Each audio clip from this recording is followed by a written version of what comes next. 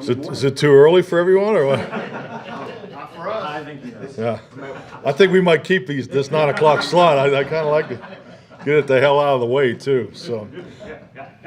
Kick us off. Anyway, David Moore, Dallas Morning News. What did you, I know previous bye weeks you've talked about, you've kind of gone through and you've isolated some things and tweak on both sides and eliminate. Can you talk in general what your process was this time? Will there be some tweaks you incorporate schematically and some you leave out going forward here? No, absolutely. I mean, it's a format that I've used for quite a long time, as far as back as I can remember.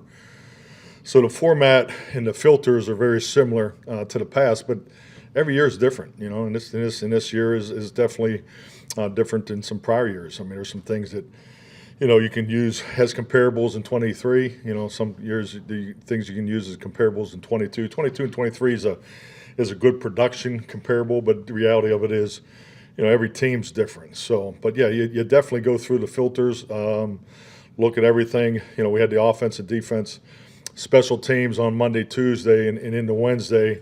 I thought the staff did a really good job of, just sorting through, the unit filters of, run, pass, protection, and we had conceptual evaluation. Just more, you have more time, so you can go deeper than your normal in-week cell Scott. So I really liked the information came out of that. I had, a lot of reading to do over the end of the week, and then actually I'll speak today on these things at 11 o'clock. The team is in here from 9 to 11. We're going to be in the weight room, but then we got some skill development work that we'll do on the field, as part of the conditioning. So that'll be the on the field work today. There's a 2-hour block for that. And then 11 o'clock, I'll go with a full State of the Union, weeks 1 through 6, and then lay out the second trimester, the focal points for that. But take them through some really specific, statistics that show why the direction and the things we need to work on. And then we'll go into our across the hall format, and I've tried to tweak that each year and really kind of spin that more in the direction of the South Scout components that can be taught within the across the hall, because I think it's real important for all of us to hear common language, common concepts, but come from a different voice, come from a different perspective. And across the hall has always been very, very beneficial. It'll be 60 minutes of instruction, 40 minutes of Q&A. So we'll do that, and that's really geared to make sure that every player in those rooms, for instance, the perimeter, the offensive perimeter will be in, the quarterbacks, receivers will be with all the secondary coaches, so we're doing a little more group oriented, just because we feel like we need to improve the connection and understanding because of our inexperience and youth in some of the areas. So we feel like the more group as a whole, moving forward, is we want to do more work there. So that'll start in across the hall. Then we'll have lunch, and then we'll go in the O&D meetings, and then they'll get a self-Scott presentation there, and then we'll break into the individual meetings and also get on to San Francisco. So, and special teams also have their segment. So they'll leave here today with the San Francisco game plan started. So it'll be a full week of. It's a great day. I mean, it's a day as a coach you love. I mean, it's self-scout, self-improvement, self-discipline, all the things that just to highlight some of the things we've done in the offseason, utilization of O2X and the tools and the emotional toolbox that they've laid out for us. So just you have a chance to really go back and review those things. But at the end of the day, it's about how it's going to be applied, because, you got to get these things regimented into your 7-day work week because, once you get it regimented, it's regulated and it becomes part of your everyday process. So this is I've been here the whole week preparing for this, and I got statistics buzzing out of my ears, and I'm looking forward to getting together with the team at 11 o'clock. So well, the other side, I'm following up on that, you talk about all that emotionally, especially coming off a loss like you had, when you start to hear the criticism that's just naturally going to build outside the building, even having Troy Aikman and his comments. Do you feel the need to address those with the players at any point? I don't. I think you address them as a whole because it's all part of that external focus that, frankly, we need to move away from, frankly. I mean, if anything, working here, the intensity of externals and potential distractions is high. That's part of our that's part of our operation. Green Bay was cold. I mean everybody has something that you have that's probably different than other places you work. So that's part of our norm. The external noise or pro or con, it's we prefer the pro, but it's part of working here and it's part of our landscape. So yeah, for me to address those comments, they're I don't, because they don't carry any weight with me, because I watch all the tape. I get to go to the meetings. I'm at practice. I'm part of the games, so I have a clear understanding of what and where. And in Troy's statement in particular, I don't agree with the word selection, but there is definitely need for improvement in every position. Not just one position that he commented on. So I think you look at the whole picture. You break it down, and that's what coaches do. And there's a process to it. There's always a plan. These guys bring great energy. That their work ethic is high. If GPS is a good monitor. Gives you an idea of your workload capacity. Going back to what I said earlier, the 22 and 23 comparables from a workload capacity.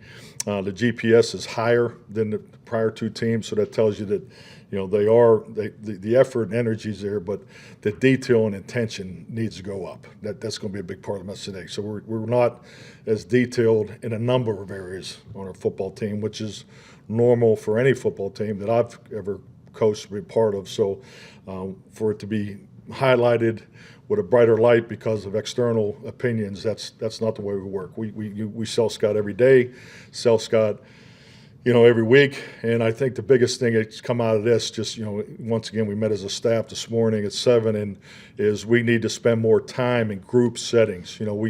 Our coaches do a really good job, because 10 years ago I felt that there was an epidemic of PowerPoint coaching, and we really spend a ton of time of making sure our players see a tremendous amount of video in the structured meeting time together. So we need to build off of that and make sure that we do that, not more in the individual. Where I'm going with this is we got to get away from as many individual meetings. We need more group, because our connection between position needs to be higher. You can talk about details and buzzword the hell out of these conversations, but the reality of it is if the connection between the positions doesn't increase, then the unit production is not going to be where we want it to be. So that's really going through with a fine tooth. You still only have the same amount of work days. You still only have the same amount of work hours, but it's the specifics of how can we be better. And that's probably one of the biggest adjustments we'll make as far as our training regimen. Well, Mike Toddarks with ESPN. In that State of the Union, do you mention a big picture perspective of where you guys are, where other people are? Absolutely. No, absolutely. The season breaks down into 3 trimesters. Pretty clean, 6, 6, and 5. We completed the first trimester. We're 3 and 3.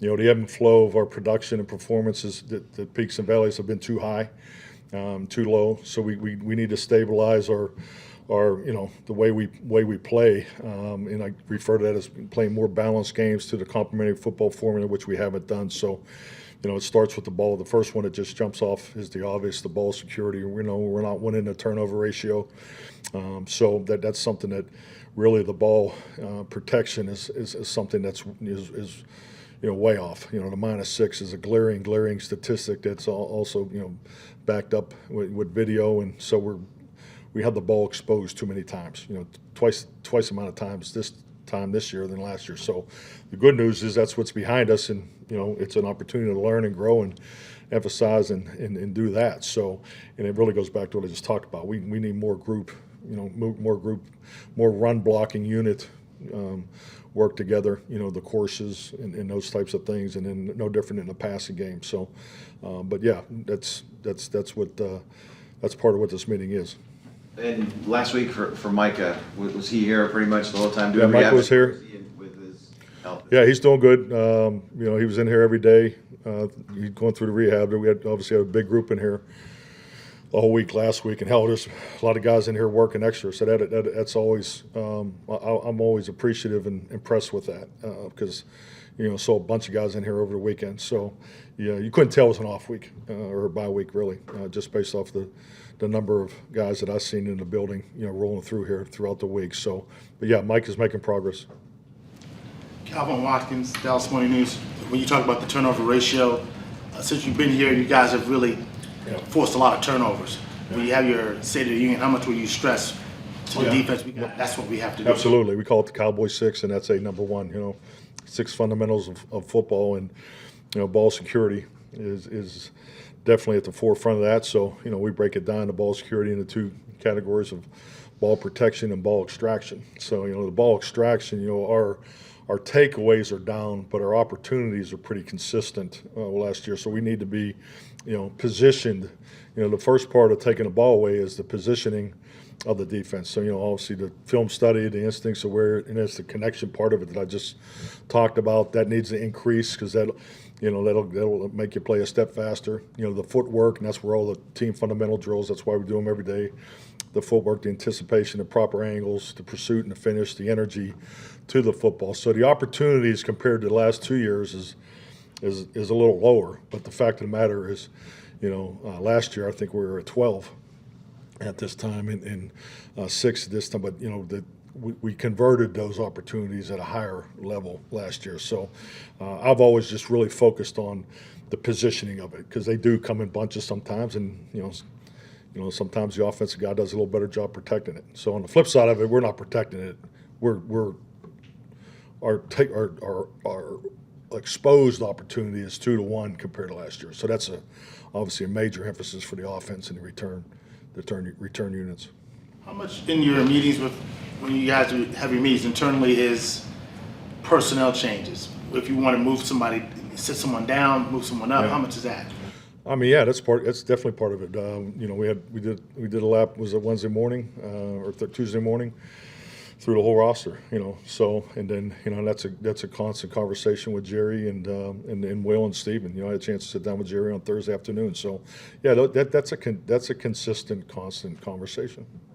Skyler Dixon with the AP. This week does have a feel like it could tilt the season one way or the other. Do you try to avoid thinking of it that way, or is there value of it? Well, I don't agree with the thought process. I mean, this is our opportunity to get to 4 wins. I mean, that's really where we're at. I think it's too early to even think like that. And I think that's really the beauty of the National Football League, the intensity of the week to week in the pendulum that swings so hard one way or the other. It's amazing the amount of content that's driven from that and the business advantages that come off of that. But that's really not the way we can operate like that. I don't operate like that and refuse to, because you'll never be consistent in your performance if you want to swing on that pendulum. So that's not something that I really entertain it. But I do clearly, realize and focus on we need to improve. We are about self-improvement. We understand who we're playing, where we're playing. That is secondary to what we're about. We're about self-improvement. We need to pick up our game. We need to do things that we can control first until we worry about all these other things that are out there. Because none of these other things are going to help us win. If anything, it's going to take energy away from what we should be focused on. So if it's not about winning, it's not about self-improvement, really don't have any time or energy for it. But, I do appreciate you giving me an opportunity to talk about all this nonsense here. So it's awesome. Nick. Nick Harris, Forward Star Telegram. In your evaluation of things last week, did you and your staff maybe take a look at practicing? Do you anticipate any tweaks in that area this week? Yeah, definitely. Just looked at all the drill work. Excellent question. It felt like you were in the meeting this morning. But, yeah, we went through, the drills and, kind of the same thing we talked about in the meetings. Let's get away from the one-on-ones. Let's everything's 2-on-2, 3-on-3s. For example, line movement has been constant. Start 2 rookie offensive linemen. Week 1, they've been stunting and gaming us since we got off the bus. So we got to, we've been practicing it, but obviously it's not enough. So that's something we got to really focus on. So the drills in the defense, in the run blocking, in the block destruction. So just really focus on all those details and really stay in the same format. Let's do more group stuff together. More team. Let's give up the 9-on-7. in the combination period, and let's move it into a team period. Those kind of conversations. So yeah, so we are tweaking. I would say we are tweaking our practice structure. And any word as far as Kendricks and Bland, their outlook this week, or is it too early? Saw Duran briefly before I came in here. I'll know more after the workout today. And that's a big part of this workout, so it'll give us a really good gauge where everybody is. Just historically, practicing on Monday, I've done it a number of times in the past, and what I found is it's such a high risk for fatigue injuries. So that their work on the field today needs to be really controlled. And so my point is we'll have a better gauge on where they're at, but really till we really get rocking and rolling on Wednesday and Thursday, that'll be the real information. We'll know where those guys are. Garrett Podell, CBS Sports. Mike, you speak so highly of the across the hall meetings. Was there one in a past season to where there was a realization that really helped you that came out of one of those meetings that really solidified their value for you? Yeah, definitely. I would say there's never not been one. I think there's always common concepts out of uncommon formations, or uncommon concepts out of common formations. So, we all have these buzzwords in coaching one-on-one, attributes that we look at in but apply it. So apply it to actually what you've done, how you're really viewed from the outside. Because the biggest mistake coaches make, and it's something you got to really guard against, who you think you are in practice and in the meetings is not who you are on Sundays. So just looking at all the option routes, looking at our hesitation releases on the option routes, and we've had 10 of them in this one particular concept that we're looking at, and I thought I'd called probably 14 of them, 14 in that area. So I was a little surprised by the number, and then the production was really kind of in line with the practice reps. So it's you gotta really make sure you pay close attention to those things. So because you go into games heavy one way, particularly we've had 3 games this year where we're really totally out of balance, so we really didn't get into a number of the first and second down concepts that we had worked on all during the week. So, you got to make sure you know exactly who you are, and what you put on film Sunday, that's who you are, and that's really what's nice about Cross the Hall, because the defensive coaches evaluating the offensive players, it'll all be off of game tape, but then the individual work will be off of practice tape. So they'll get the fundamental and technique teaching of, hey, if offensive tackle, Tyler Guyton. This now you've putting boy, that's great language here. But now that you have 5, my mother would kill me if she heard me say that. You have 5 games on tape. These are your tendencies. These are your tendencies. So now the D-line coaches, he's saying, hey, now I would, you are open to the bull rush because you open your hips, every time on your second step. So it's those little things that he's been told that already, but it's like parenting. I could tell my kids all day that take a better second step, but as soon as Kelvin tells it, then then it's different. Or you guys write it in a paper, it probably works better. But I think it's human nature. If you hear it from somebody else, it just carries more weight. We'll finish up later. Aaron Cousins, Lone Star while you were studying stuff in the bye week, we obviously talked a lot about the home road splits, 3-0 on the road. Yeah. Is there anything that you were able to identify there, anything you're going to tweak how you travel? If I could bottle that up and sell it, I wouldn't be standing here. But yes, the home and away thing is. I just hope we keep it going, especially the next 2 weeks on the road. So we definitely want to keep that rolling. But we've done some tweaks on the road, so maybe that's what's working. But I did talk a lot about going back in the spring and in training camp about a road game anatomy of a road win, and so maybe that's working. But I've always appreciated road games, especially when you work. And for the Dallas Cowboys, everybody wants to come to a game. Home games, there's more going on around you. I mean, just me personally, I do enjoy being at the hotel by myself, getting ready for the game, the ride into the stadium. I love the underdog setting, So I don't know, maybe that's serving us well, because we'll definitely get a big dose of it Sunday night. All right. Thank you. Thank you.